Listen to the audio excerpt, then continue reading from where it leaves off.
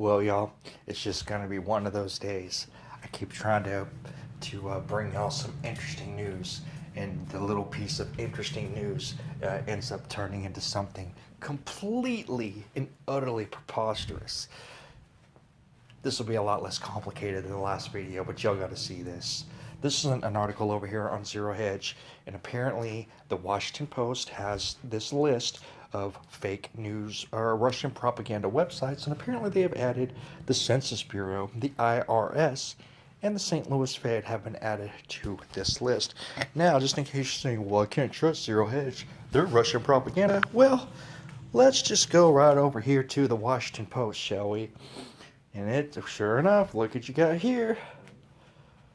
Article about Russian propaganda, fake news, blah, blah, blah, Russian propaganda, blah, blah, blah, prop or not, run by the government.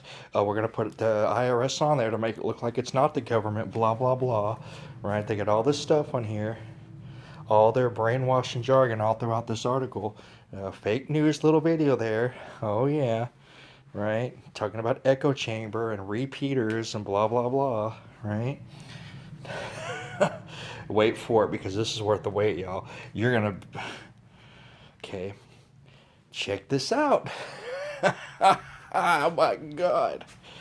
This propaganda machinery also helped push the phony story that anti-Trump protesters was paid thousands of dollars to participate in demonstrations. Excuse me. Excuse me, Washington Post, someone needs to put these fools on blast, because it is a well-known, established fact that George Soros, through his many foundations, paid for these people. But let's just skip that, because even though that's a pretty egregious outright lie to the American people, the next one just left me flabbergasted. Fake reports of a coup launched at Incirlik Air Base in Turkey.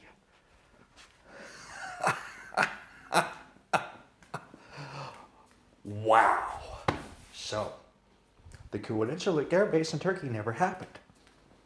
The Incirlik Air Base wasn't without power for a week and a half. That never happened. The leader of Turkey didn't demand that the U.S. release Fethullah Gulen because the Gulen followers were behind the coup that started in Turkey. The leader of Turkey didn't really arrest 150,000 people because of the coup attempt in Turkey. Incirlik Air Base doesn't really harbor nuclear missiles. None of this really happened. This is all Russian propaganda.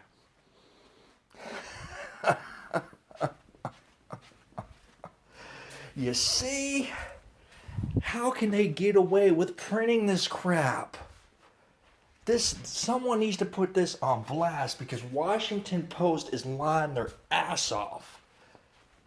For anybody who was paying attention, this was real.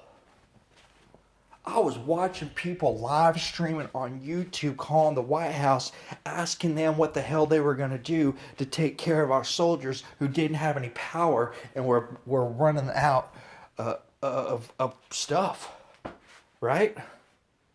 But I guess we were just listening to a bunch of Russian propaganda, and all that stuff that was all over the mainstream news was a big ass lie, right?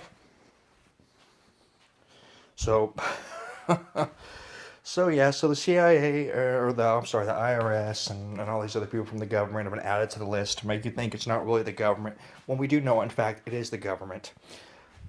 But they're also telling you that the coup in Incirlik Air Base was a bunch of crap, and apparently the Vietnam War never happened. It was all Russian propaganda. Way to go, Washington Post. Way to lie to the American people. You're awesome.